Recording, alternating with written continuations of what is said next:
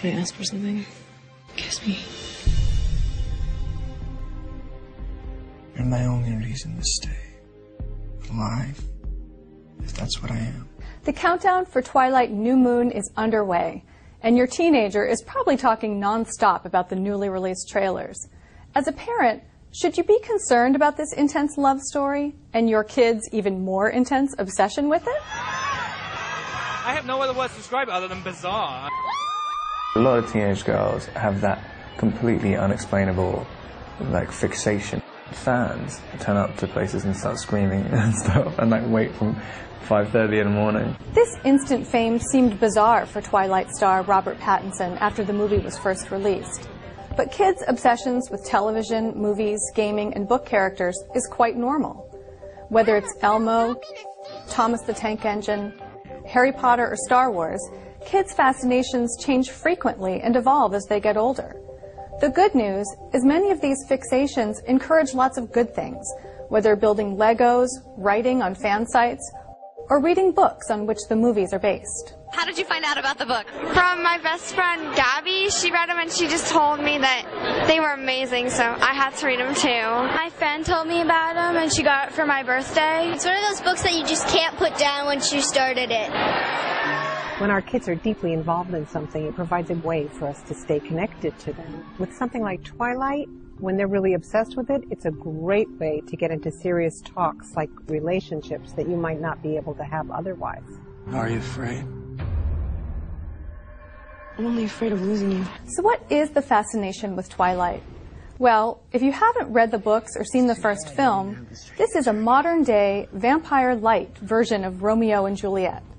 The movie has attracted a large teen following, and its biggest draw is the very good-looking young cast and its forbidden first love storyline. It's just the story of a relationship. It's about two people who need each other and are willing to lose everything in order to keep that.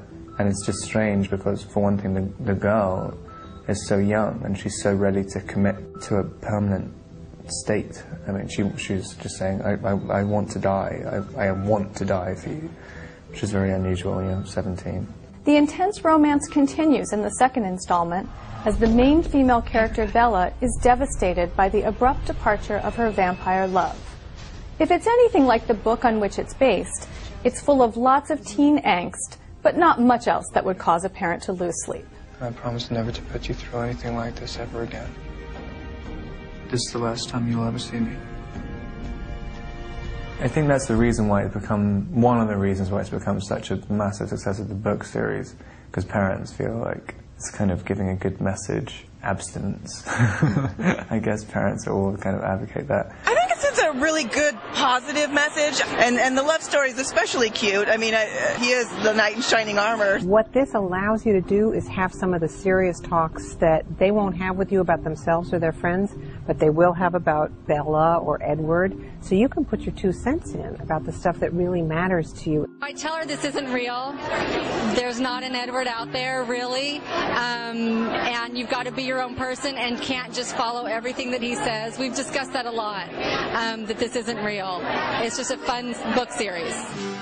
So grab the opportunity. Read the books, watch the movies with your kids. And while you're enjoying these guilty pleasures, take the opportunity to have some good talks with your kids. If you're looking for Twilight conversation starters, here are some helpful tips. Ask your kids what they love about this series. What is it about the characters that they relate to? Have a relationship reality check. How true to life do your kids think the relationship is between Edward and Bella? Why is it that people go nuts over Robert Pattinson? He's not really Edward, so what is it? Bottom line, the Twilight series is pretty age-appropriate for teens, and it offers a chance for parents to connect to their kids. Beyond the great conversation starters on relationships, the book series itself has definitely encouraged lots of avid readers, and that's never a bad thing. For more reviews and advice, visit us at Commonsense.com. I'm Caroline Noor.